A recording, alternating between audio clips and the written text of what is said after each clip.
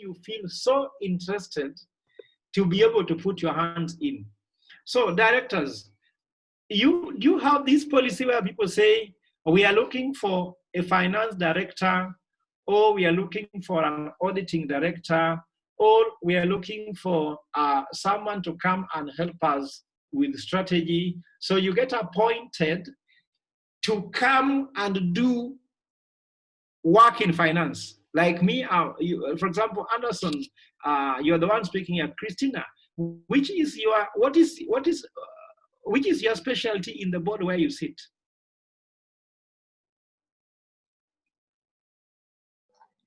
I head the risk committee. So they were looking for director who can assist with matters risk. Yes, initially, when I initially joined the particular board that I'm on right now, it was because of my HR and strategy background. Yeah. But along the route, it moved. So I moved from the finance and admin committee to then the risk committee. So for me, I was appointed to be in the strategy, like my friend has said, mostly I sit in strategy, finance, and execution committee. Then the challenge is that immediately you come in, you have a feeling that you need to do the strategy for the company.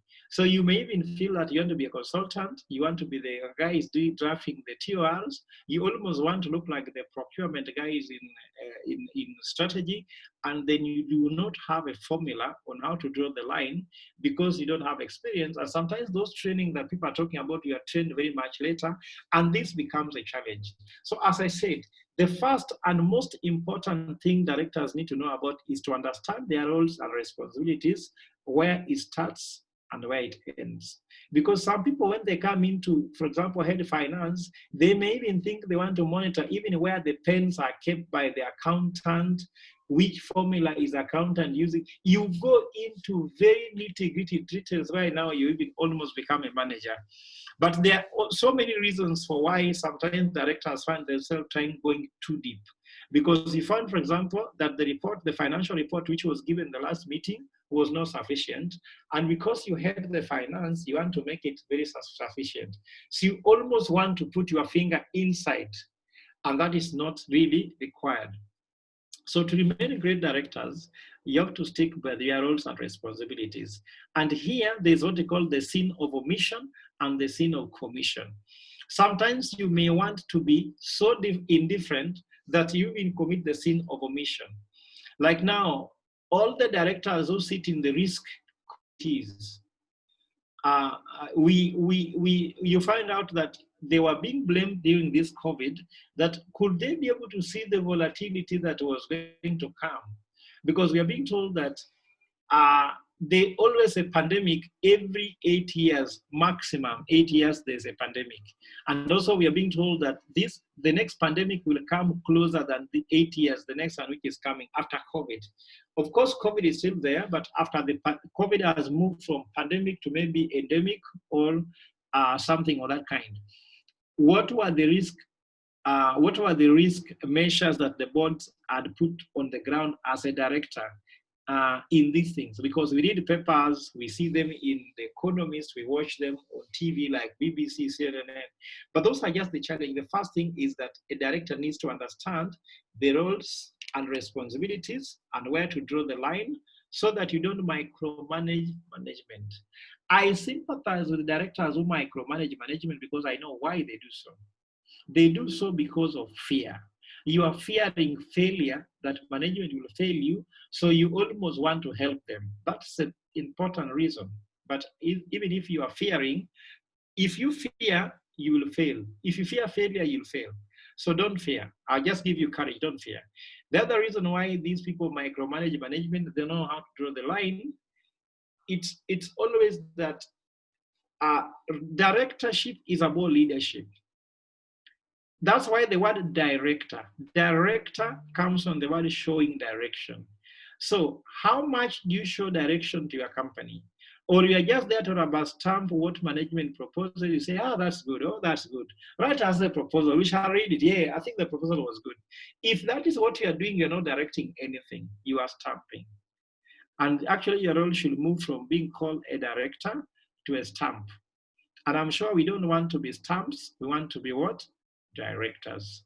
So that's, for me, is very key. Understand your roles and responsibility, know where you draw the line, know which value you are adding, don't commit a sin of commission, and don't commit the sin of omission. So that is a very key role. And of course, some of us have played it in different levels. Some have played it very well, some have played it just well, others have played it yet not so well, and that becomes very key and the first role of directors. Is there anybody who has a question around that, so that we can clarify right away if there's something which is not clear? You can engage me. I don't want to read 10, then you talk to me. I want this to be very engaging. And soon I'll start doing what is called call calls. I'll just call on somebody, because what I've also seen, statistics have shown that so many people are coming online to do these webinars, but they just put themselves there hanging, but whatever they are doing on the background, we don't know. Because actually I cannot see what you're doing, at least so you can see what I'm doing. So I'll be doing call calls, so I want you to really be attentive to that.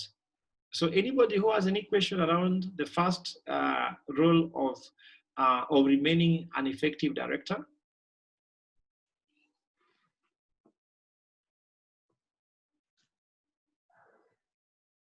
There is a chat from Christina. Very good one. Yeah. So would you want to read it out, James? Yes, I can read it out. So during a time of extended intense crisis like COVID-19, that requires intense, more frequent interaction between governance and management, how does the board safeguard from crossing the boundary into executive issues? Yeah, so this is a very very key question. As I can be able to state clearly, and James, you know very well, even the trainings we have done under the IOD in very high levels, we have said that one of the best decisions a board member can ever make, important decision a board member can ever make, is to hire the CEO. If you have a CEO you don't believe in, why are you keeping them? So if you feel that you need to put your hand into the cookie jar is when things will work, it never works that way. And I think that it's just mean good corporate governance, that even when there's this volatility, you should be able to ensure that you have a management. And Christine, you are an expert in HR and strategy, and I'm sure you will agree with me that sometimes if you keep management to know that you are helping them do their work, they'll become like babies. They'll ask you questions that even will worry you. Where should we keep jembes? You'll tell them, keep them in the store. Where should we keep pens? Put them on the table. If you have such a management, it's such a weak underbelly that cannot hold the hand. You know, board members, sometimes we have an iron head sitting on clay. That is too heavy. The clay cannot stand it. So I'm trying to say that that's why capacity building to the management is key. And it's important to be able to have a management that can handle that. James, there's another one also which has come here, that during the times, it is even more important that the board and executive work closer and sometimes even allow for cross-pollination to happen. This requires maturity from both levels. There should never be a defined line always. Okay, first of all, I'm humble, but can I hear what you guys think? That they should never, actually, can you just comment on that one? There should never be a defined line always. What do you think about that? Any reactions from the participants?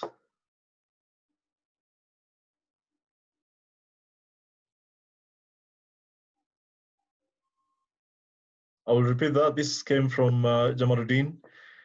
During the times, it is more and even more important that the board and executive work closer and sometimes even allow for cross-pollination to happen. This requires maturity from both levels, some from both board and management. There should never be a defined line always. So the issue of the defined line, what do the participants think?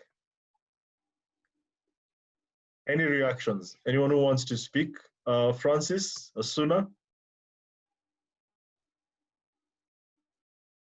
Thank you so much. I think we should always maintain a defined level, because if you don't maintain it, the way they say that familiarity always builds content, and you'll find a situation whereby people do not see you see you as an equal, so that whatever you are offering as a direction, it sort of ends up being some sort of a challenged position. Thank you. Thank you very much, Francis. There's Kangure, Francis, Kangure. Yes, this is a very exciting discussion. I'm actually a HR expert, and it's quite interesting for me to listen to this. The issue of a defined line is very sensitive. One, you want to maintain distance so that you can play directorship role, which is very, very important. At the same time, you want to understand the organization that you are directing. How can you direct people that you do not understand, people you have never met, people you don't speak to? I would like the idea of cross-pollination, sorry. That is communication between the management and the directors. It could also serve a big purpose for the directors, even once in a while, to meet the employees of the organization to some extent, just to understand the people that they are working with. That does not mean that they are stepping down from their leadership role to micromanage. They are trying to learn more and to get feedback. If that is not possible, it is important also for directors to create a way of getting feedback from employees. It could be surveys, it could be some open channels, but they should try as much as possible to define the responsibilities between the management and the directors. Thank you very much, Francis, for sharing your insights as a HR practitioner and professional. We have Zach, who's going to also give us his take on that. Zach? Yeah, thank you so much, everybody. Zach, first of all, just thank you. I know you met with Zach. Zach is a very well-renowned person. I'm looking forward to hear what you will say here, Zach. I'm not putting you under pressure, but I just want to know your comment because I value it. I know you very well, Zach. Thank you, Daktari. I think you can hear me now. Can you? Yes, Zach. Yes. Wonderful. My contribution to this is that we need to define a crisis as a moment when everybody needs each other. And my view is that during normal occasions, obviously it's important for those fine lines to be there. But during a crisis like now, yesterday we had a budget, and a number of organizations need to review both their strategy, and it may well be that with all the good intentions, it may not be possible for you to have the right management in place. So we need everybody's skill, and I am convinced that we can work together without crossing each other based on the occasion. Like when we are just trying to come out of a crisis, you can't quite afford to say that you will not work closely. But I do agree that even when you are working closely, if you are a parent, you'll always be a parent. That does not mean that it changes your role. Thank you so much. Thank you very much. Now, let me just add a dynamics. Now, some of us have got football background, and I'm sure that some of you have watched football. You see, there's always a touchline in football where the coach is walking around trying to tell players what to do, but there's a line that if the coach crosses and touches the football stadium, he gets a red card. Even FIFA will allow it instantly. So there must be a no-go zone. Now, the thing is, the main question here now that I want to hear from you guys, how far is too far? I think that is the main question, because you need to get close, but now, how far is too far? What can't you touch? You can come to my house. You can go to my fridge and pick food, but there must be a no-go zone for you. So sometimes I like by saying, let us not even say how far we can go. Let us say how far we cannot go. So could I hear from the experts? Because me, I'm facilitating. I want to hear from experts. Now, where do you draw the line? Where can't you now go, even if there's a crisis or not? Frederick Wasike.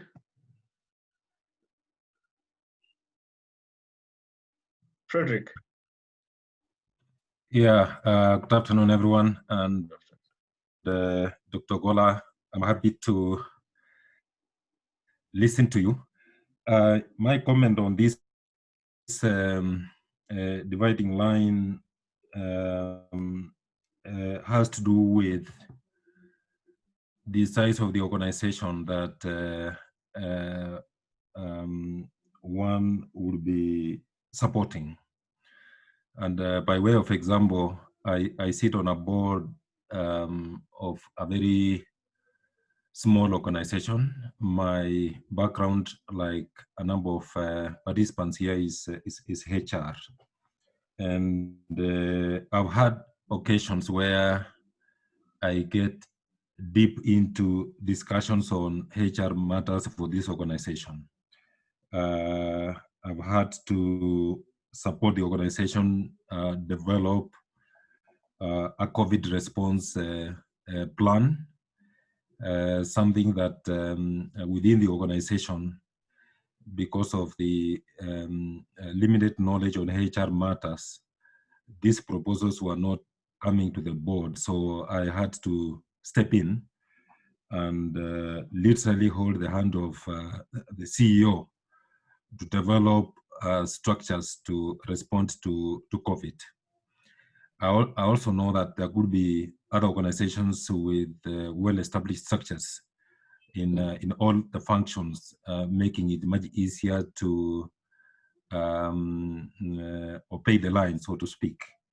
So where the line is, as far as I'm concerned, depends on the size of the organization and the structures of the organization that on the board on which one sits. And how far to go, Dr. Ogola, to your last question. I think even where a director is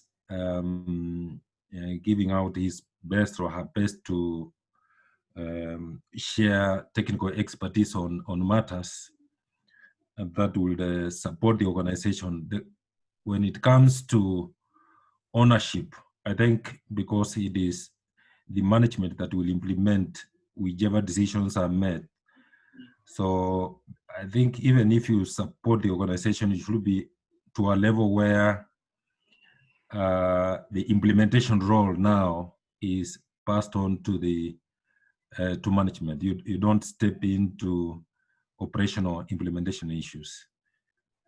Thank you. That's my comment. Great. Thank you very much, Frederick. I think that is, James, by the way, what happens is that some of these discussions, like we said before, some of them can trigger something like a paper writing by some of our directors who can have more time, for example, just to write a reflection on it, because now we are dealing in very unprecedented moments. Yeah. So some people are in this panel who are well refined. You can even just write an article. I think the IOD can be able to publish that article and circulate to us so that all of us can read, because some of you have very rich backgrounds and also very deep experiences in the whole thing. Like, for example, my namesake Fred has just stated that it depends on the size of the organization. So then I know there's not enough time to say now which size organizations will need more proximity, how much proximity, but if Fred is given time just to reflect on that, he can be able to give, let's say a sum writing, which is, for example, 600 words, 800 words, that can give us some in-depth understanding of those issues. I don't like things being discussed then left on Zoom. I want us to take things that can actually be able to learn and become content, or what even the directors after us can also be able to read and see what's happening. So I think that is that for me is amazing. Discussion has been stated. There are a lot of chats around this. What is it's not how far only, it's also about why and for how long.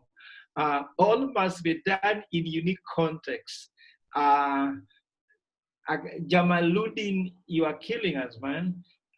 It's amazing. I mean, I just like those questions. You see, James, what I'm trying to say, there are a lot of in-depth issues that needs now somebody has to sit back and just give a good writing to it. Even we can edit it together and see what needs to be on the ears of board of directors should be brief to the point. So when we leave that point, I take to another point which will support this very point here. And exactly that is what we're going to say. Board should lead, not manage. To be an effective director, lead, don't manage. Leadership entails that you must have followers. And followers bring responsibilities to the directors. Like now, during COVID-19, I was with some board members. There's a time I had to make noise to my fellow board members because they did not offer leadership in the very first meeting, where the board meeting, because they said, oh yeah, let's think about it. I don't like think about it. Have you ever finished meetings with let us think about it? And we know very well that after the meeting, nobody's thinking, because in every board meeting you sit for 2 hours. After that, you have 50 phone calls. How are you thinking about it? You'll try to answer these 50 phone calls and 50 messages, 20 SMS, WhatsApp here and there, and then the night is over. Then you can just be a human being. You'll go to sleep. The next day, who is thinking? We come to the next meeting, let's think about it. These people need to have direction. These people need to be given at least parameters. Like now, board members, your employees are working from home. What are the parameters you put in place to guide them how they're going to work from home? There's a very big challenge that many companies are facing. I'm also facing it in my company, the issue of employee absenteeism. How do you bring leadership? Absenteeism here means that every day in the company, people come to work at 8 and leave at 5. Now, what is interesting about that is that you have service departments whereby there's HR department, there's operations department, there's information technology department. You can knock and get services between 8 and 5. Now, when they work from home, because they're working from home, the time we are supposed to calling them to get information, they are taking a walk in the street because people can walk. That's the time some people have gone for shopping. So if you cannot get certain decision makers within a given hour, you cannot make a decision and time is lost for the company. So what is the parameters? What are some of the measures you come in place? The HR professionals here, like Christina, Frederick, among others, what are some of those parameters? What are some of those guidelines that can be able to guide these people? Because guys were just told to go to work from home. Then you discover that you do not have a laptop. Some of them are using a laptop for the first time from home because they've been using a laptop in the office. So some of those challenges were really not there. So board members should lead, because the fact that you're a leader and people are following you, you have the responsibility to know where you're taking them. Because if 50 people are following you and you don't know where you're taking them, I think that would worry any director. And some of us, not 50 people. Some of you are directors in the company where there are thousands of people and they are leading them to a certain direction. And then you have to know where this direction is. You should be able to delegate. And that's when I repeat that one of the conditions about how far you should go, it depends on the strength of your management. There are some management that are better than their boards. But also there are some boards that are better than management. So when you have a scenario whereby the board is better than management, it is very difficult for them to delegate. And that's why somebody asked here a very important question, Jimmy, we failed to get it. He said, what if the board paper are substandard always? Yeah. Because if the board paper, this question was asked by Samson, if the board papers are substantial always, and the board make decisions based on board papers. So should you tell them and say, board papers is work or management, then they bring shoddy job papers to the board and decisions are made based on those things? How can the board make the good decision? So it also goes to the issue of capacity building the board, the management, and also being able to delegate them. Also trust them, give them the challenge, because that's how they grow. Even I'm told, if you read the Bible, when Jesus was having the conversation, when God was having the conversation with Abraham, what if there are going to be 50 people? Will you destroy Sodom and Gomorrah? Then he says, no, if there's 50 people who are faithful, I won't. My Lord, what if they are, until they reach almost 3, I've forgotten whether they were 3, eventually they ended at 1, but I know that the numbers were reducing. Now the issue is that God wanted to have a mature conversation with Abraham. That, in fact, even board members want to relate with mature management. And now the issue is, can you be able to measure where our management are, and then start looking for how can we relate with them given where they are? And those are very important HR tools that are required. I've seen quite a bit of them. If you have board members whereby you sit in the board where management, every time you have a board meeting, one item is always matters arising. It's like matters is arising, like Africa is rising since I finished my PhD. Africa is still rising. That was like 10 years ago. Africa is still rising. After when are you keeping matters arising in management? You should know that that management is ineffective. For me, I just have some things that are no good. I just see a CEO having matters arising in 3 consecutive boards. I know there's a problem. So what are the feelers? What are the signs that we cannot trust this anymore and we need to come up and take a decision? So that is a very important attribute of board members that you need to be very careful about, because if you don't take care of it, it will be very difficult. I don't know that anybody has any comments. Yeah, to those joining us now, please just note this is a very interactive session. You can ask your questions, those burning questions that you may have that challenge you when it comes to board leadership. And there's a question that comes from Peter. How do you then balance fiduciary duty of the board and duty of care versus the board management role separation? How do you manage that? How do you then balance fiduciary duty of the board and duty of care versus board management role separation? I think there are even charters, there are even board charters that illustrate exactly where the role of the board starts and ends. But even if you look at somebody, for example, Zach has done a lot of board evaluation. And the board evaluation can be able to tell which, what is the role of the CEO, what is the role of the chairman, what is the role of the individual directors, what is the role of directors as a group. And those things normally have very clear, well-defined roles. For example, if you come to the board, have you read the papers? Have you gotten a report? But are the reports prepared well? Are they brought on time? Do boards make decisions? You know, there are some boards that don't make decisions. Because we said, like, for example, here you'll see one of the things is that great boards make great decisions. So if you cannot make a great decision, then there is nothing. Like if you come to the board to come as if people are coming to listen to stories, then there's no decision.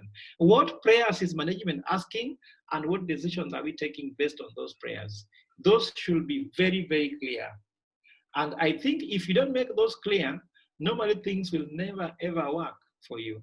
So what I'm trying to say is that it is very, very important to look at the board charter. Board charter is one of those documents that if they are well done, you'll be able to know where responsibilities start and where they do what? They end. Maybe also we can invite Director Shamji to comment on his comment. I don't know whether Director Shamji you can hear, whether you want to contribute a little bit more on that particular topic. Director Shamji, I can allow you to speak if that's okay. Yeah, please, Director. Well, I don't want to say much. Yes. But all I can say is that I want to quote our Cabinet Secretary. What did he say? Is that if we take it normally, it will treat us abnormally. My question to you now is that we are in an abnormal time, even for the board. So do we behave normally?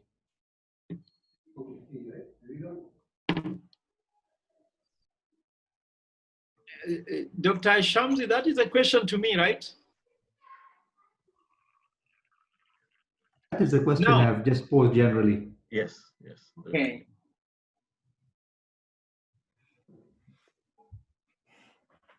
Any directors in the room, any participants who will want to react to Director Shamji's question?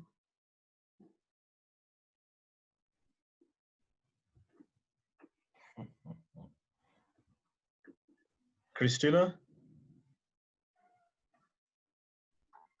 Thank you, James. Thank you, Daktari. I think I would say that we need to recognize that directors are human also. And for many directors, they are under a lot of pressure to lead, which is our responsibility. But many of us have never been in a pandemic before. And I think there's some room to be not normal, if I can use it that way. After all, these are abnormal times. The question, though, is how fast you are able to swing on the pivot, or to, just to be able to find balance. Yeah, and I think that fits into what Daktari was saying about we now have all our staff, most of our staff working remotely, but it's also a new experience for many. However, it's not too late. Give them a small training on how to cope with working from home. How do you manage your time? How do you manage the babies? How do you manage the interruptions? Suddenly you don't have any space because your children are also homeschooling.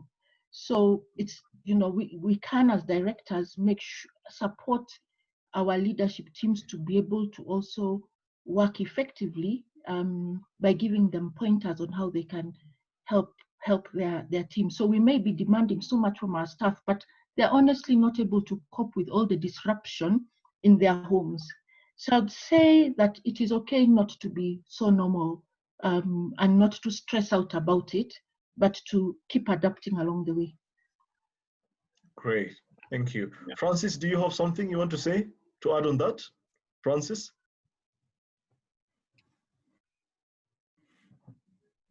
Yes, I think it was great. I think I've listened to Christina. I think that's the way to go. People just need awareness and very clear communications.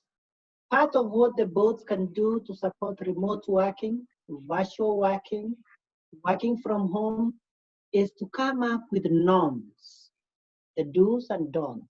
If you're working from home, what are you supposed to do? So to develop norms at the policy level so that people and management can take up the implementation. The other thing is to create a neighboring environment. Part of that is to enable people with technology and equipment that they need to work. Those are decisions of the board so that now management can implement and make work and productivity continue in this abnormal and this includes the allocation of the adequate resources to support this system. Thank you very much. Thank you, Dr. Kangure. Thank you very much. Zach, you seem to have something to add on to that? Yeah, this time we are not talking about theory because indeed we are in an abnormal situation like Director raised. And therefore what people need to know is how do they get out of this? And these answers cannot come from thinking about those normal lines. And therefore, as much as, yes, if it was a football game and it was on, then the referee keeps the line. But really, when you are still training everybody, we need to realize that what people need to know is, how do we get out of this? And we have a group of corporations, organizations who are completely going to go out. There are those who are still stuck. They don't know even how to wake up from where they are. And therefore, I think the role of the director is really very challenging. So what we need to think about now is applying the normal concepts and theories that we have to practical situation. And what I'm thinking about is, if we think about sectors, we think about our own industries, then it becomes a bit more clearer. Somebody spoke of running an SME, so that we don't become generic, because the danger of becoming generic is that we may not become as useful. We may not put practical propositions as directors on the table that will help us. So thank you so much. Thank you, Zach. Thank you very much, Zach. Yes, Dr. Ogola.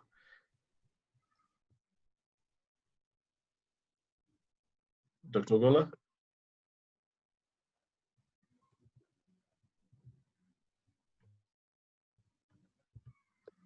Alice, you have something to say, Alice?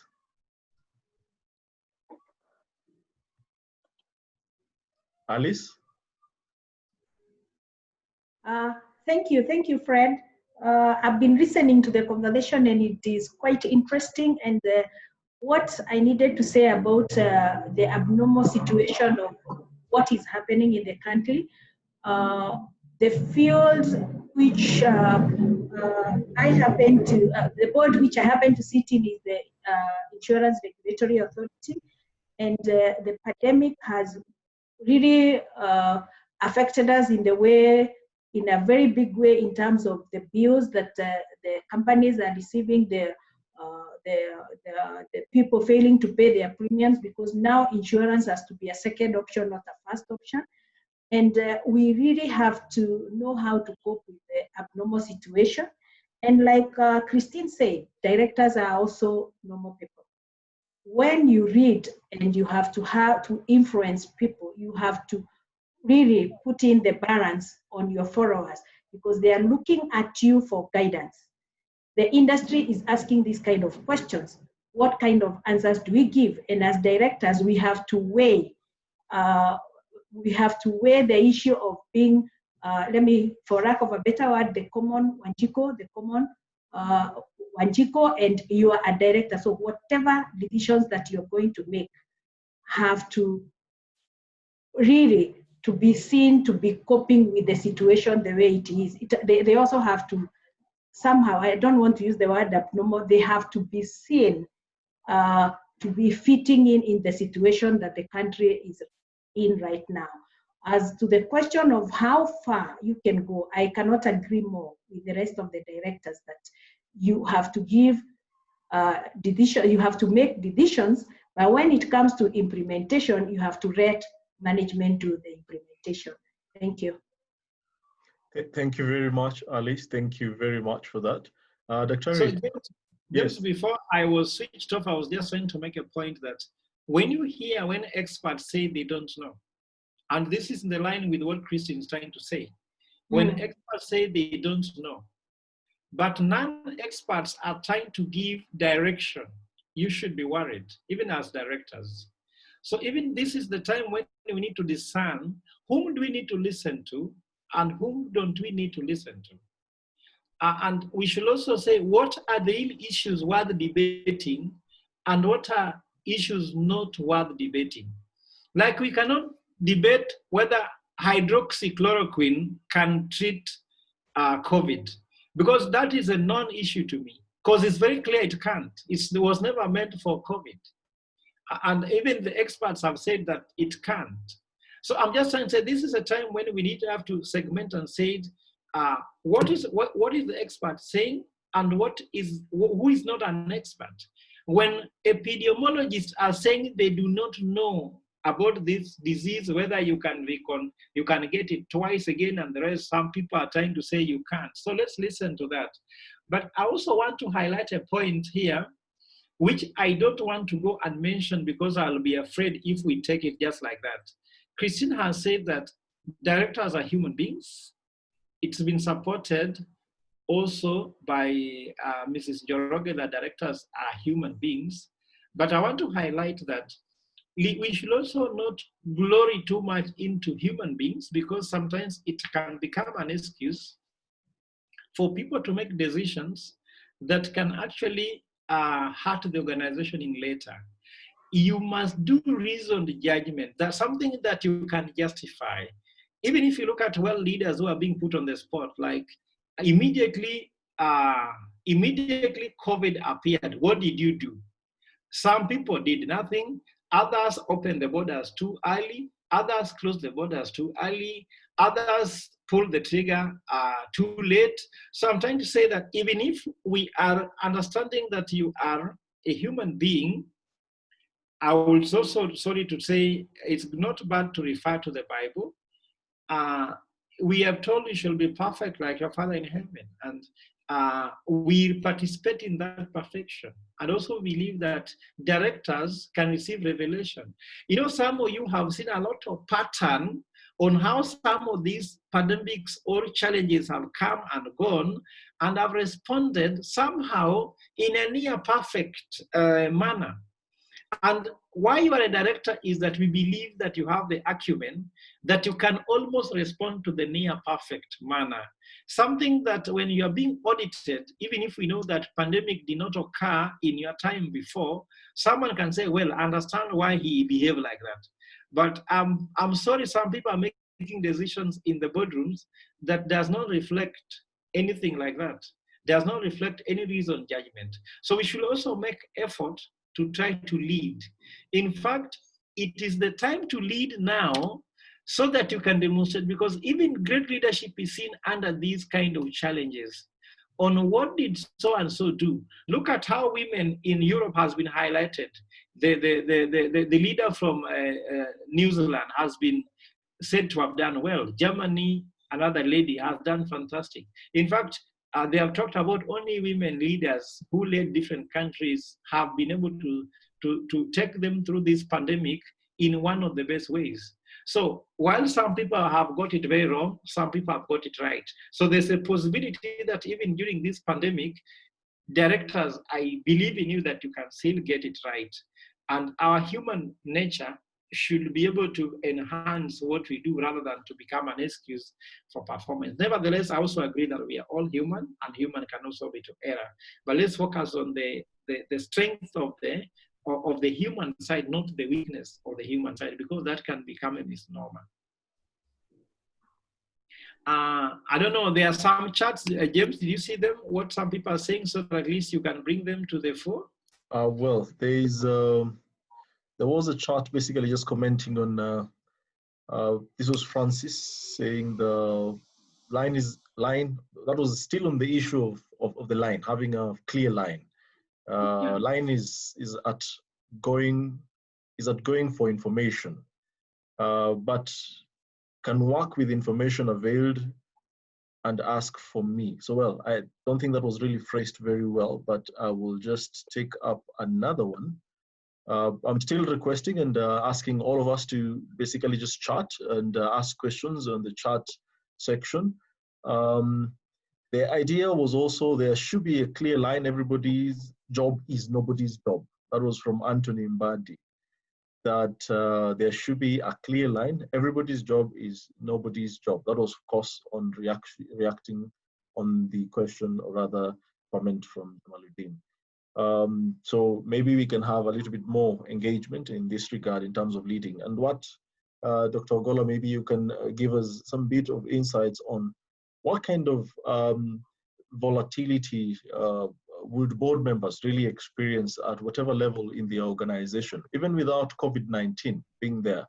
There are always personal issues that will affect board members. And how does that contribute towards basically making it inconvenient or so difficult for decisions to be made in the board? How does that affect the performance of board members when it comes to handling personal duties, issues, and emotions in the board? Yeah, so as other contributions come on board, I wanted to highlight something which is very important attribute of any director that will stand the test of time. Right. And that is to do with proactivity in decision making, proactivity in the structures of board meetings, proactivity in the structures that can deal with the risk. Because we can do the following to understand how proactivity is important. If you have already some information that can help you make quick decisions to turn around a situation like a pandemic, you are ahead of an organization that when pandemic comes, they are still doing what is called information search that can help them make a decision. Because then if you have the information already, you are ready to use that information to make a decision. For example, let's just go to the issue of business continuity plan that many board members have now participated in. Some of them have approved them, some of them with amendments, some of them have refused to approve them. If you did not have data and information about your organization, where did you start when this pandemic came? And if you do not gather data and information which is relevant, where will you start when the next pandemic comes? Because we are being told that it happens nearly after every 8 years, like I said before. The insurance sector knows this. They know how it affects them. So we should always be prepared. I saw one Alice talked about the issue of the insurance companies. It's clear that this happens. So what do we do with it? What I'm trying to say is the preparedness of board structures, the preparedness of the individuals who are sitting in the board. What questions do you ask in the board? What questions do you ask yourself? How do you go about generating information about the organization? So sometimes if you're a board member, you don't know what is the break-even point for your organization. Now, you've sat in this board for 10 years, you've never known what is the break-even point for your organization. Then there's a crisis that needs a business continuity plan. Where do you start if you don't know even the break-even of the organization? And you are individually responsible to find that information. So the main question is there any information that I need to know now that I don't know? I think that is a very good starting point because that makes you become very proactive. And then the other question that every board member must ask themselves, do I have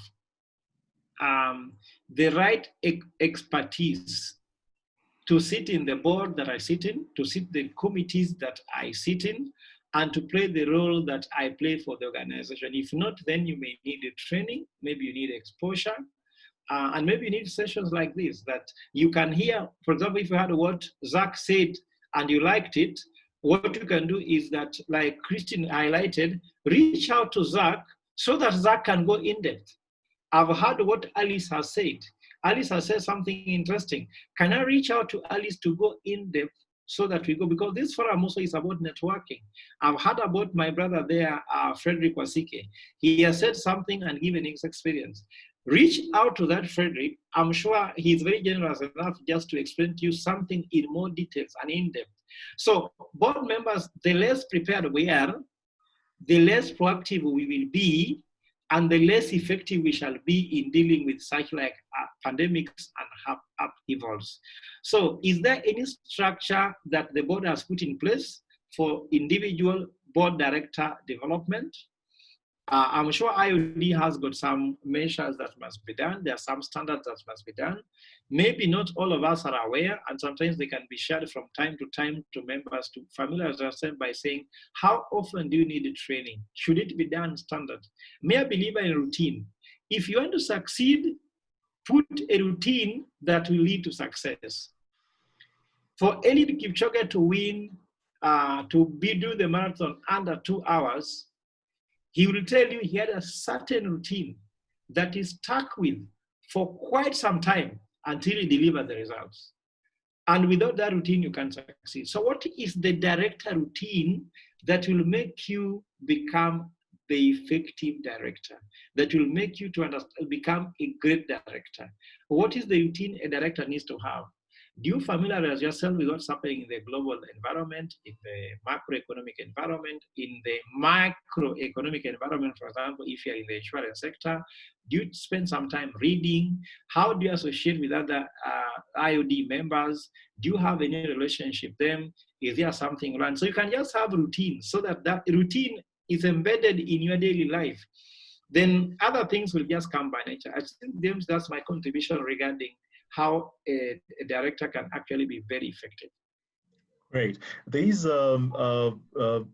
something from Diana.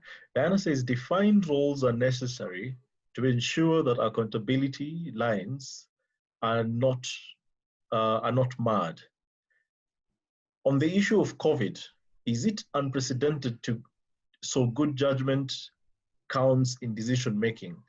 However, it will be good to ensure decisions, not just to react, but that will position the organization in a better way post-COVID. Time to look at the BCP policies. And I think during our first engagement in the webinars, we had presented a survey on where a lot of issues came up in terms of business continuity planning. So I think Diana was just commenting on that. But Fred, if you can actually react to the idea of culture in organizations and how basically this really plays a very big role in terms of managing this volatile environment, because the issue of culture, eating strategy for breakfast, and well, if organizers, if board members really have a huge role in terms of ensuring there is a culture that would make employees, or rather the management, still thrive, regardless of what may be really affecting the organization.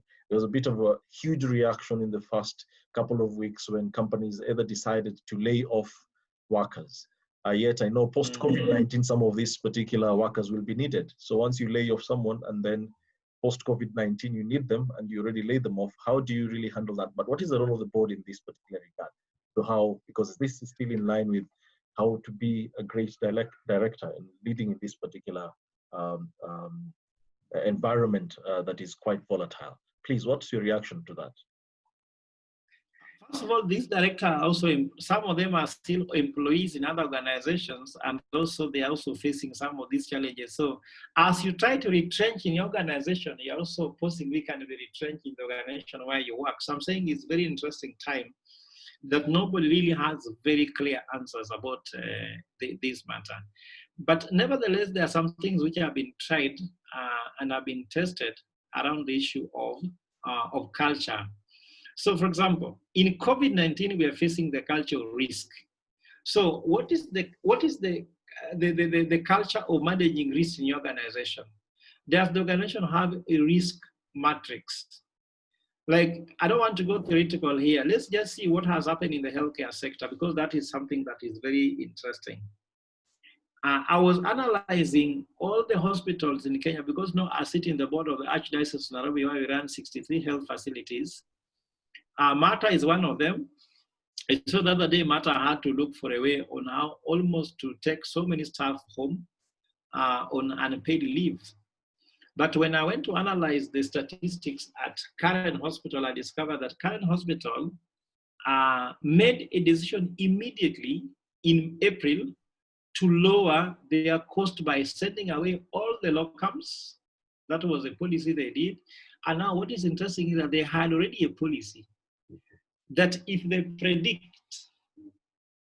predict that there will be some dip in revenue by 35%, they look for how to dip the cost by 35%. So getting rid of locums, not renewing those contracts which was supposed to, not confirming people who are on probation. They did all that and they cleaned the whole stuff. So Karen Hospital has saved 20 million to cushion them against the losses that have been made. So if you look at some other hospital, what has happened is that they have lost cash flow, but they have had revenue.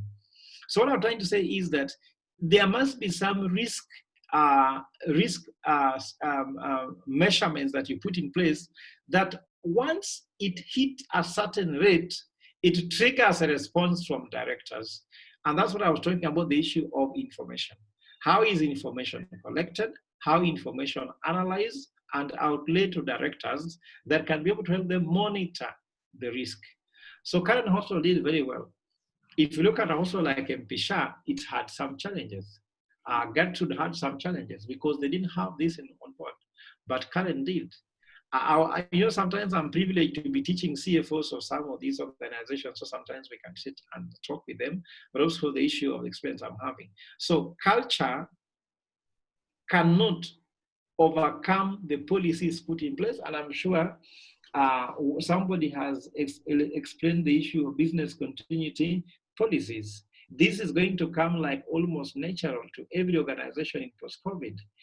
Even if some of us are not performing well, James, let us not cry too much, because people have learned a lot from management, senior, lower, and even board members have learned. Now, the work of BCP will become some of the buzzwords of the next century and decades. People will always talk about BCP. Some people were hearing about BCP for the first time during this COVID, and I'm sure they really suffered. So the culture is always two. James, I'm sure we have had this argument. We had it in Thailand. Yes. Even Chris, who had a session with the team yesterday, we had a very nice conversation in Thailand with him when we say that there are only two types of cultures.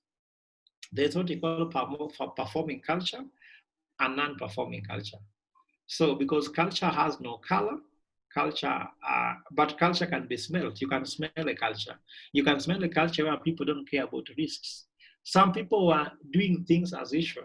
Maybe guys were laughing about Italians that they continue just drinking as usual, and COVID had come. That's why they had a problem. I'm not saying that's why they're laughing, but some people have said that.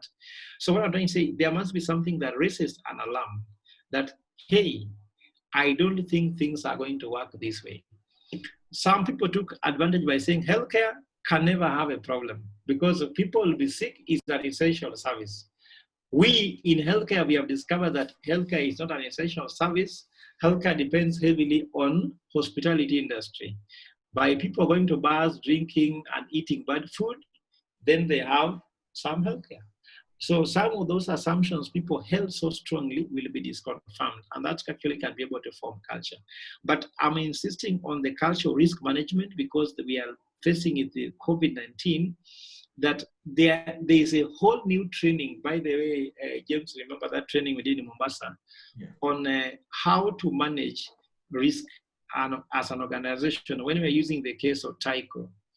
And you can put policies like several of them that makes you feel and put responsibilities on management and tell them you can never cross this line. So when they cross that line, it happens. For example, people set risk appetite. If you're an investment company, they say, what is your risk appetite? So a company sets up a risk appetite, so they cannot invest in high risky activities, and that can cushion them against risk.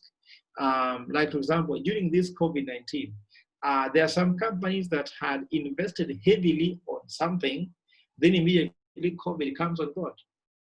Some of us had bought very expensive shoes 2 days before COVID. Nobody sees your shoes anymore because you have to talk through Zoom. But I'm trying to say that's now on a personal level. But some companies invested heavily and COVID hit them in a way they can't recover. So how are we able to have structures that can make us sense risk? And that can be part of culture. Great. Thank you. But on the other aspect of our culture, because that's something that really affects the boardroom at the end of the day, there is, of course, a question from Frank Sabo before we head to the next question I wanted to ask you is, how do you manage a hostile policy or political environment? How do you manage a hostile policy or political environment? Well, you see, James, this looks like a question we were just handling the other day on the risk of doing business in Africa. And what we highlighted here is that we need to know our government. Africa, there's what they call shrinking role of government. What is a shrinking role of the government? You are on your own. Let us be honest. you are on your own. For example, if you are running a company, even in Strathmore where I work now, we want to bring back the cafeteria because we are thinking about some staff members who should start coming back to work a little bit in office. So we have to test every staff member for COVID-19 so that they can cook in the cafeteria. Now, they are being tested at 6,500 per staff. While in UK, that cost has been borne by the state, in Kenya, nobody cares about it. So once you know your government, they don't expect too much. I think that this government has a shrinking role towards society, towards businesses. In US, for example, some people used to earn $550 a week, were given $600 a week by government. They don't feel like going back to work. In Kenya, there's no such a thing. So you are on your own. So we test you at your own cost. We quarantine you at your own cost. We self-isolate you at your own cost. So once we know that, let us not, as directors, become lobbyists. Let us just sit in the boardroom and make realistic decisions, knowing this, what our state will do. People predicted, like I saw, if you read the newspapers around 13th of March to around 16th of March, there were so many newspaper articles saying that what Uhuru needs to do to resuscitate the economy, what Uhuru needs to do, but all those dreams, none of them happened. So in the next pandemic, why should we expect that they'll do it? Chances are highly unlikely. And we are not blaming them, but that's the reality. So once we know the reality, let us move with that, because there's no need of denying the reality that our government is not really concerned. And then secondly, very interesting about the issue of politics and the rest. You have seen the national communication from Kenyan government about COVID-19. They have been, but very disappointing. Why do I say so? Because the statistics they're giving people cannot even use to make decisions. They believe that the ones who are the custodian of the facts, but they don't outlay the facts the way we can consume and make decisions. For example, when someone tells you we are doing curfew, we have not known what is the level of adherence to the curfew. So if you don't know what is the level of adherence to curfew, how can you know whether it is curfew that led to the reduction in infection? So that should be the role of the state to outlay these things seriously. When you say people are doing curfew, have we used this curfew or lockdowns to know whether people have reduced the rate of traveling? What we are seeing is that people are consuming more fuel, so they are traveling more. We are seeing more traffic in Nairobi, so people are traveling more. So when we don't know the relationship between the measures being put in place and the expected outcome, which is reduction in contacts and infection, and then the level of hospitalization and the rest, then we cannot know exactly what the government is doing. We're going to come out of COVID-19 with no information, no data to make the next decision. So for me, this is a sad affair. Now, this now is where the business community has to come on board and come together and look for how can they find sources of information that can be able to help them make better decisions always. Because if you leave it to the state, we know that they have shrinking role towards business community and society. Great. Thank you very much. I think as time is going, and I want to believe we are over the time we're supposed to have for this particular webinar. If there are any reactions, I'm also asking the participants, if anybody really wants to say anything, please raise your hand so at least we can have that interaction before we wind up this particular discussion, as we try to basically look into matters of how to remain a great director as individuals and of course collectively in our boards. What are the strategy tips for us to lead in this regard? And of course, we've been looking at a lot of things to deal with culture. We're looking at a lot of things to do with how basically to embrace any of the policies that come into play, how basically we need to relate with management at the end of the day. So I don't know, please kindly, if there's a question, Francis, do you have something to say, or Alice? If I can just call out anybody in the group. Mr. Njoroge Edward, would you have anything to say in this regard?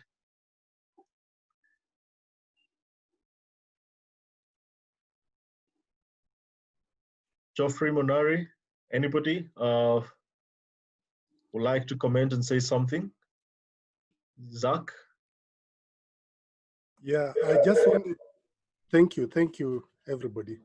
I wanted to comment on the issue of culture and specifically a caring culture. I've come across recently one organization which demonstrated a caring culture based on the fact that they wanted their people to be innovative. So instead of sending them home or cutting on their salaries, they actually increased their salaries by 10%. It's a consultancy, and it's interesting. These organizations seem to have turned around. I don't know what the comments of the directors, especially the HR practitioners, would say to this. Any comments from the directors who've joined the call? The caring culture. Well, part of the duty of care. I mean, your employees, the management. How are we dealing with that? This is part of making us great directors and how we really are leading in this time of volatility. Do we have any reactions to what Zach just mentioned? Anyone?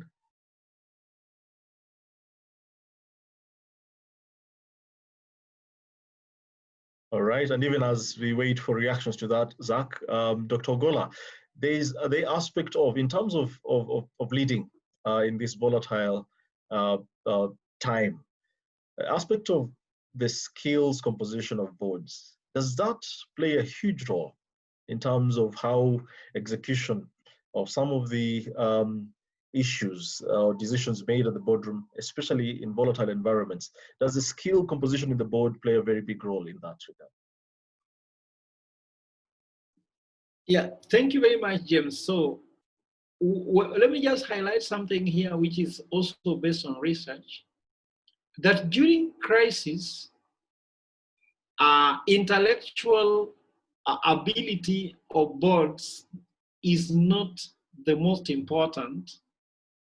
And actually, it is more to do with the experience of the board than the intellectual ability. Because sometimes you see when there's a crisis, they say that older, I'm not saying me, I'm a young person, but I'm saying older people tend to perform better during these times than younger people.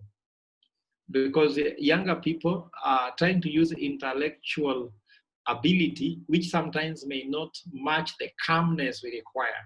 Now, can you just measure how many companies rushed over certain decisions regarding the pandemic that could be the reason why actually they brought us where we are? Like somebody started tweeting photos saying that hospitals are red zones. That was a mistake, because the impact of that on the health of the economy, the health of people in the society were too much. So sometimes, what is skill? It could be a skill set rather than skill, because board is, first of all, individual, but also very collective. So the skill set of the board should play a role, but that is why we require both those who are intellectually good, maybe younger, but also require those who are highly experienced, that we will go to draw into the long period of experience they have gathered to be able to give cool, calm, and collected advice in the board, where the guys who are young breathe fire, but these guys can be able to absorb fire and give good advice. Great. So there's something that comes with the experience at the end of the day. So it's not so much about the skills. It's very important, and I'm hoping most of the young board members here would appreciate that we need to grow towards achieving that. So any other reactions from the participants? Kindly feel free before I ask Dr. Ogola to give us his parting shots for this particular session for today. This was more interactive, more engaging. It's for all of us just to open up and share some of our experiences, ideally, because the best way to even be great is by sharing some of the challenges we may be experiencing at the end of the day. How are we handling them at our own organizations, and how best, what would be the best way, best practice in that regard. So I don't know whether there is any other reactions. Alice, do you have something to say? Alice? Okay. Alice? All right. Any other person who would want to? Rosemary, kindly.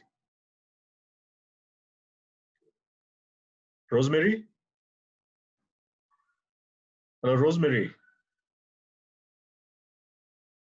All right, as Rosemary prepares. Can you hear me? Yes, Rosemary, we can hear you. Thank you very much for this session. It's been, well, I'm sorry I joined late, but the bit that I was able to participate in, I have enjoyed myself and learned quite a bit. Now, the issue of culture of care, I am a true believer of that.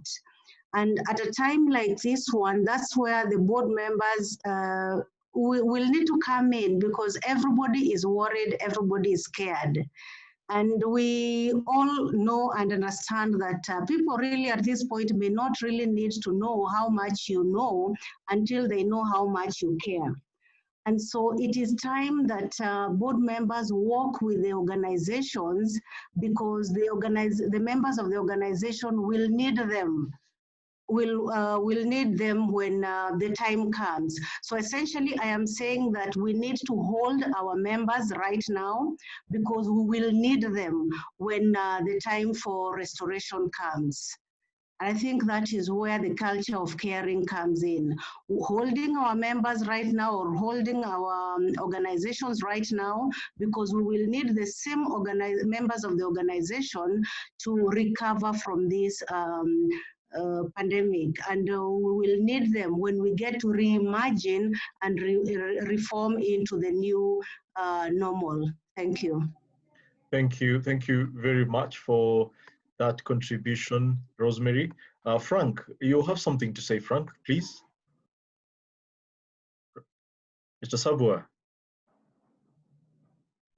Yes, I was going to say that board management is more of an art than a science, which is why experience comes in very, very strongly.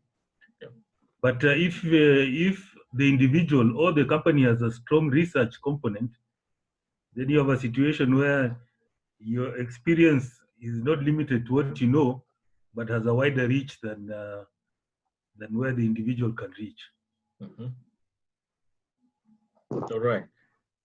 So the idea is just repeat what you said again. Sorry, Frank. Yeah, what I was saying is that board management is more an art than a science, yes, which yes. is where experience kicks in. Mm-hmm. But if there is a strong research component, that means that the knowledge of an individual is not restricted to what they have experienced, but has a bigger and wider reach. Yeah. So it makes you more effective as a board director. All right. Very good. Thank you. Thank you very much. Dr. Ogola, I think we have really had a lot of engagement, at least for this particular session today. I don't know whether you have any parting shots, even as the first, everybody else. Francis Kangure, you have something to say before Dr. Ogola comes in, kindly. I see you raised your hand. Francis?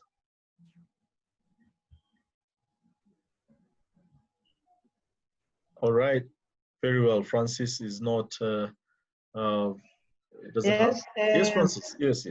Yes, James, I think I really appreciate Dr. Ogola and the panelists for this very, very, very informative discussion.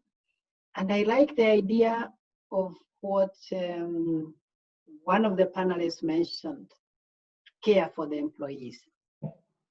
Organizations will survive depending on how well they show care at this point, because employee engagement is very, very important. That is what determines productivity and survival and resilience of the organization. Organizations are basically people. And this is the time now to either engage with employees or lose them. But it's a very tricky balance, because at the same time, there are those businesses that are not making any income. So how do you go ahead and maintain employees under the circumstances? So it's a very, very interesting discussion. Thank you. Great. Thank you very much, Dr. Kangure, for your contribution.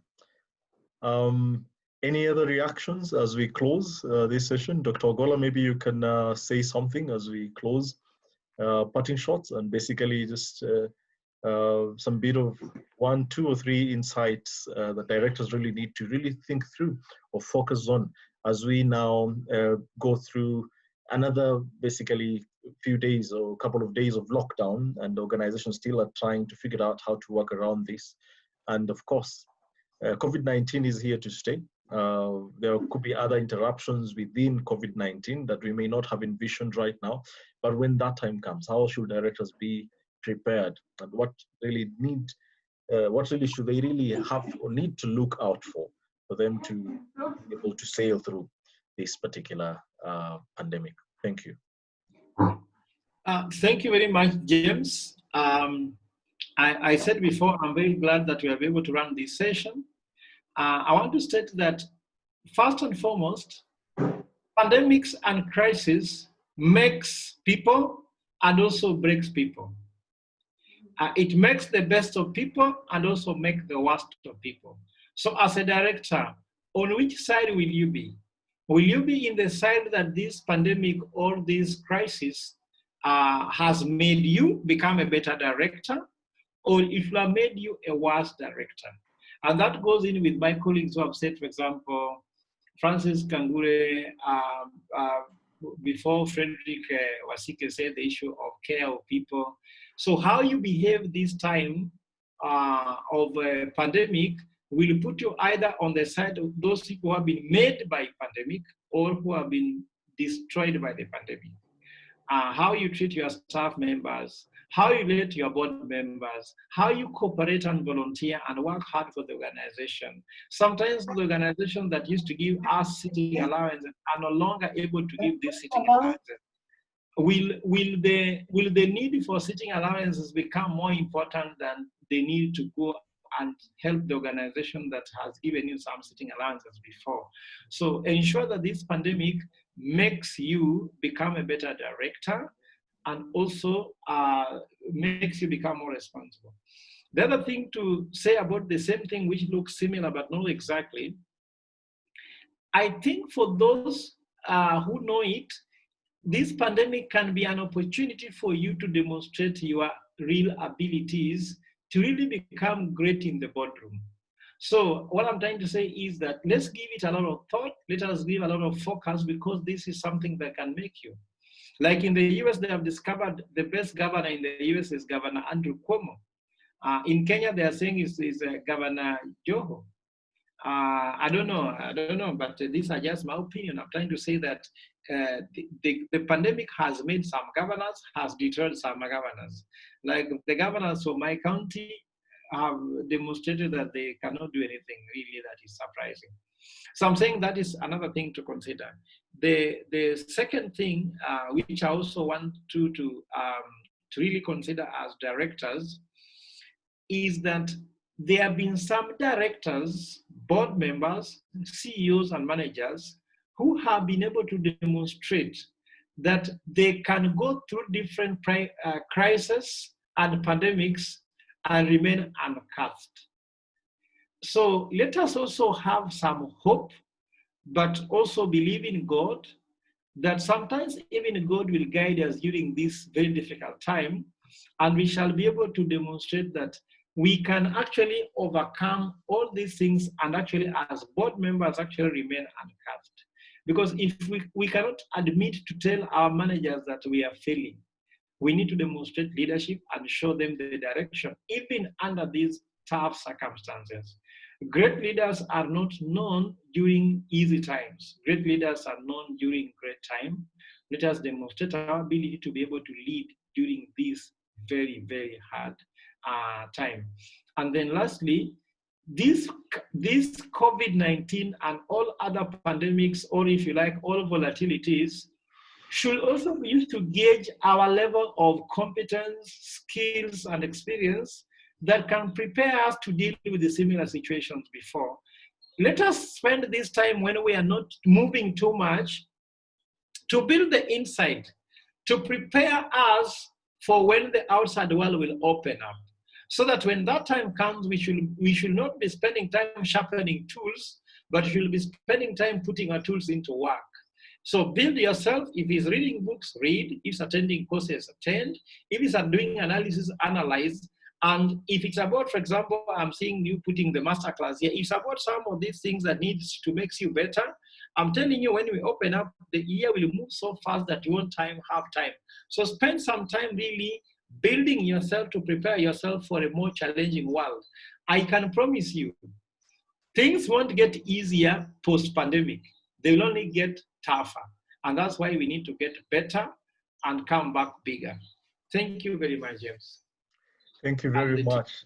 Thank you very much, Dr. Ogola, for your time, even despite the busy schedule that you have, and for sharing great insights, for guiding us through this particular engagement, thought process, just to think about what exactly we, or rather directors, need to really focus on, and how they need to address some of the issues that may come without them having expected how to handle them. So I want to believe as we leave this session today, we come out a little bit better, at least having learned one thing that we can actually put into practice. It may not necessarily be a major thing or aspect of this particular conversation, but however small it is, it might just ignite to ensure that other things fall in place in regards to leadership at the boardroom. And of course, as we are winding up, please feel free to check out our new program that's coming up on the masterclass for strategic planning for board members or for directors. Of course, the chief executives and C-suite executives are also welcome to join this. We'll share with you an email based on your interest also. Please drop an email to show your interest, the CPD training at iodkenya.co.ke. And of course, more about the training is going to be shared with you, and giving you the cost implications and all the needs you need to know in regards to that particular program.